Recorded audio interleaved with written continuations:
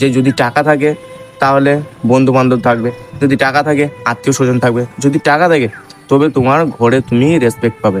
তাছাড়া ভাই কিচ্ছু নয়, টাকা ছাড়া এখন কিছুই নেই। তো একটা কথা, ওই ফোকাটিয়ে ঘুরিয়ে রব জমিয়ে কোনো লাভ নেই ভাই। তো হ্যালো পাবলিক, সব কেমন আছো? আশা করি ভালো আছো, সুস্থ আছো।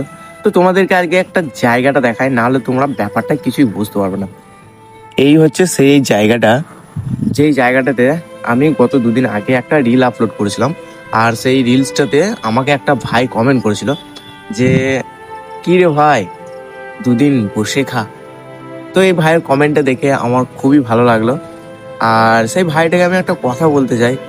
আমি জানি না যে সেই ভাইটা কি করে, হয়তো চাকরি করে না বিজনেস করে না আমার মতো হয়তো কাজ করে, তো জানি না সেই কি করে। তো তাকে আমার একটা কথাই বলার উদ্দেশ্য আছে যে দেখ ভাই, সকালে বেরিয়ে সারাদিন আড্ডা মেরে বন্ধুদের সাথে রব জমিয়ে 200 টাকা খরচা করে সেটাকে কিন্তু রাজা বলে না।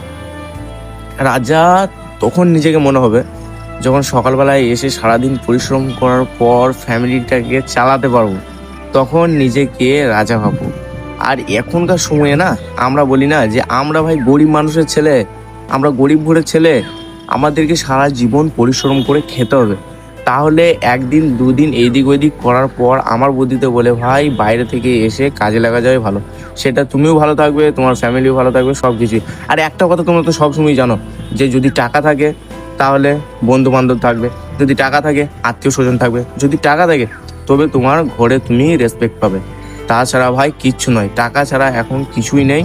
তো একটা কথা, ওই ফোকাটিয়ে ঘুরিয়ে রব জমিয়ে কোনো লাভ নেই ভাই। আমি সেই জন্য ভাই এসে কাজকর্মে লেগে গেছি। এরপর ভাই তোমরা কি ভাববে না ভাববে সে সম্পূর্ণ তোমার ব্যক্তিগত ব্যাপার, সে সম্পূর্ণ তোমাদের ব্যক্তিগত ব্যাপার ভাই। কারণ হচ্ছে আমাকে ভাই কেউ দু মুঠো খাই দিয়ে যাবে না। সে হয়তো আমাকে মুখের খাতির শুধু জিজ্ঞাসা করবে একবার যে কেমন আছিস, কি করছিস না করিস, বাট ভাই আমাকে কেউ দু মুঠো খেতে দেবে না, বুঝলো তো?